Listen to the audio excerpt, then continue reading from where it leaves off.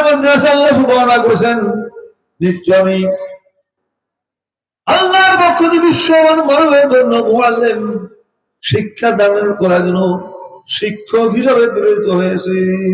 সুবহানাল্লাহ। ইন্নী বুইসতু মুআল্লিমান, নিশ্চয় আমি আল্লাহর পক্ষ থেকে দুনিয়ার বাহিরের কাজ করেছি মুআল্লিম শিক্ষক হিসাবে। তবে তিলকা রুসুল, নবী রাসূলগণ আখিরাতে এক নম্বর শিক্ষক, আর নবী রাসূলগণ হলো আখিরাতে দ্বিতীয় স্তরে। তাহলে তৃপ্তিপাড়ার ভিতরে সরাসরি কাদের সম্পর্কে বলবো? শিক্ষক সম্পর্কে না? শিক্ষক সম্পর্কে কিনা আখিরাতে উস্তাদ সম্পর্কে আপনার এখানে মৌলিক তাফসীর, হাজারো লাখো তাফসীর আছে, কিন্তু এটা প্রধান। আল্লাহর গায়বী মানব ছাড়া মূল তাফসীর এটা আপনার বুঝা অনুযায়ী বাইর করা কিছুটি সম্ভব না। মোহাম্মদ তিনি কোরআন শরীফের বিভিন্ন সূরা রুকু মূল কথা, আল্লাহর যে মূল কথা মূল তাফসীর পরকাল নির্ধারণ করে যদি উদ্ধার করেছেন। আলহামদুলিল্লাহ, আলহামদুলিল্লাহ, আলহামদুলিল্লাহ। তাহলে বলতে হবে শিক্ষকের আলোচনা।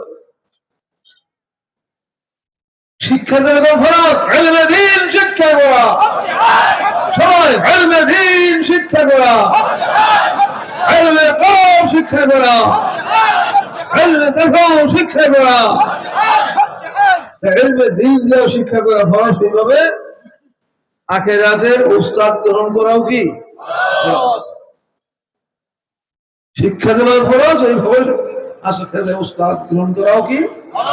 এই সম্পর্কে লাখ লাখ কোটি কোটি লোক ভুলে মনে আমার নামাজ আছে, রোজা আছে, হজ আছে, জাকাত আছে, টুপি আছে, দাঁড়িয়ে আছে, বৃহস্পতিবার কোথায় যায়? ফরজ করুককারী তা বুঝে না, আমরা তারা পীর মুর্শিদ দর্শে মুরিদান ভালো, আমরা তো নামাজ রোজা করি, আমার তাদের বৃহস্পতিবার আছে।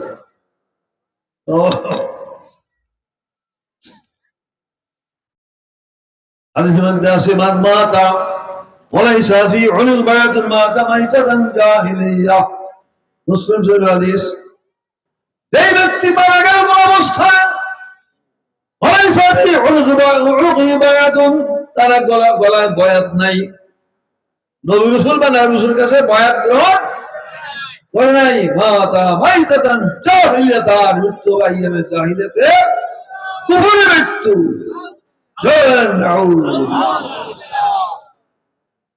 এরকম ঘোষণা থাকা অবস্থায় আপনার এখন অগণিত লোক মুরিদ বয়াত হওয়ার থেকে দূরে। যার পীর নেই তার পীর কে? যার পীর নেই তার পীর কে? নিজস্ব কোনো কথা না, কেতাবে পরিষ্কার লাগে, অসংখ্য কেতাব, অসংখ্য কেতাব, একদিকে অসংখ্য লাগে। যে মুড়ি জানে সেও আপনার মুরিদ আছে, শয়তানের কাছে মুরিদ। আর সত্যিকে হাতি গ্রহণ করে শিক্ষা করাও তো শয়তান কত হামলা। আর যদি আখের শিক্ষা গ্রহণ না করে তাহলে শয়তান আপনার কি হয় তাকে আপনার কাবু করে। এই সম্পর্কে অসংখ্য বর্ণনা আছে, কাজে প্রত্যেকের আপনার বায়াত গ্রহণ করতে হবে। বায়াত গ্রহণের জন্য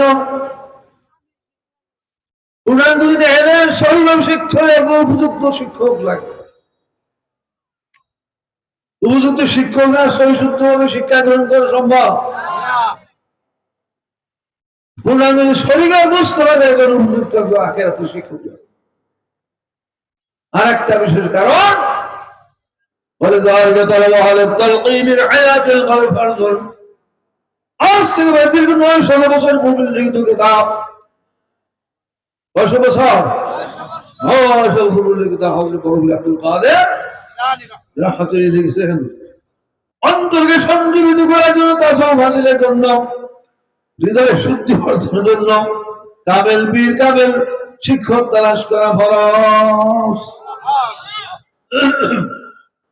আমলকে গঠন করা, মুহলেকাত দূর করা, বুনিয়াদ হাসিল করা, আমল গঠন করার জন্য হাজার চেষ্টা করলো, কামেল পীরের তালিম এবং সহবাদ বললাম ছাড়া আপনার সম্ভব হয় না, কিতাবে পরিষ্কার লেখা আছে। আর একটা যেই কারণে আপনার বায়াত গ্রহণ করতে হয়, আখাতে শিক্ষক বীর গ্রহণ করতে হয়। আর অনেক কারণ আছে, একটা বিশেষ কারণ হলো আল্লাহ রাব্বুল আলামিন কোরআনে পাকে ঘোষণা করেছেন, বিসমিল্লাহ ওয়াতাসিমু বিহাবলিল্লাহি জামিআন ওয়া লা তাফাররাকু। আমার বান্দাগণ, তোমরা আমি আল্লাহর রজ্জুকে সম্মিলিতভাবে মজবুতভাবে ধারণ করো, ওয়া লা তাফাররাকু, সাবধান তোমরা বিচ্ছিন্ন হয়ে ভিন্ন ভিন্ন ভাগে বিভক্ত হইও না। পরে লেখা আছে ওয়ালাহুম আযাবুন আযীম, বিচ্ছিন্ন হয়ে একযোগে থাকবে না, তাদের জন্য আখিরাতে ভীষণ আযাব। নাউযুবিল্লাহ।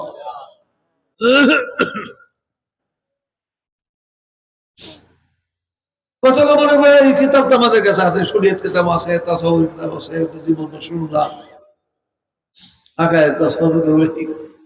তো মাহফিলে গেলে তো এগুলিতে বলবে, আমরা মাহফিল যোগদান না করলে এমন কি আসলে যোগাযোগ না করলে এমন কি আসলে। তো আমরা এরকম কিছু আছে, বাইরে এরকম আছে, এটা গুরুত্ব আমরা বুঝে না। রাসূলুল্লাহকে ইন্তেকালের পরে এক নম্বর খলিফা ছিলেন কে? আবু বকর সিদ্দিক। হযরত ওমর ওসমানে বায়াত হয়েছেন না, তাদের শিক্ষার বাকি ছিল, আমল বাকি, বেহেশতের ঘোষণা প্রাপ্ত হয়েছেন।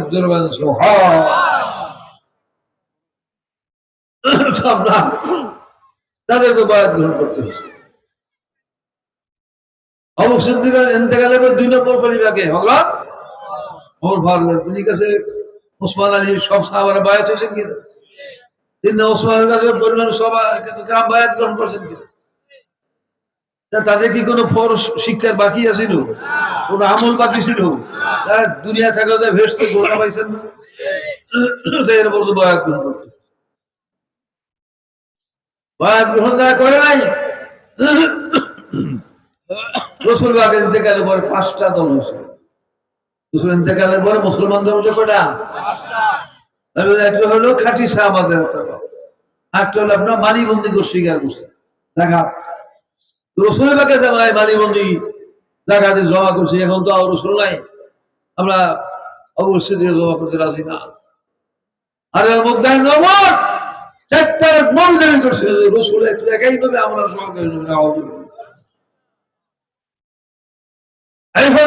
ইসলাম এই ভাগাভাগি দলাদলি বিশৃঙ্খলা দেখার কারণে কত মন নষ্ট করছে। মনে করছে যে ইসলাম সত্য, রাসূল সত্য, কোরআন সত্য, এক রাসূল ইন্তেকাল হয়ে গেছে, এত দলাদলি ভাগাভাগি এসে বাপদাদার ধর্মই বলে না। এবার একটা দল ছিল যারা স্বাধীনতা দাবি করছে। একটা দল কি মাসলা মাসাল স্বীকার করেন, আমল বন্ধু তারা স্বাধীন।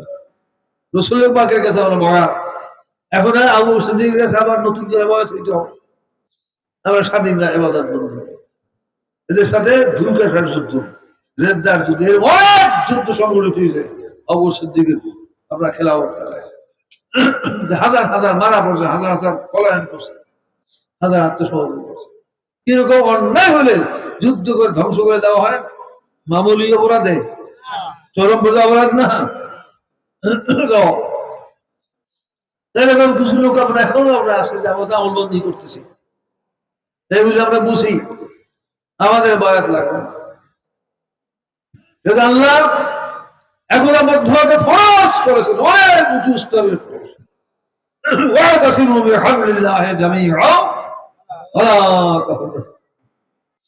এই সম্পর্কে বেশ কয়েকটার ভুল বিভিন্ন জায়গায় আপনার কম বেশি আছে।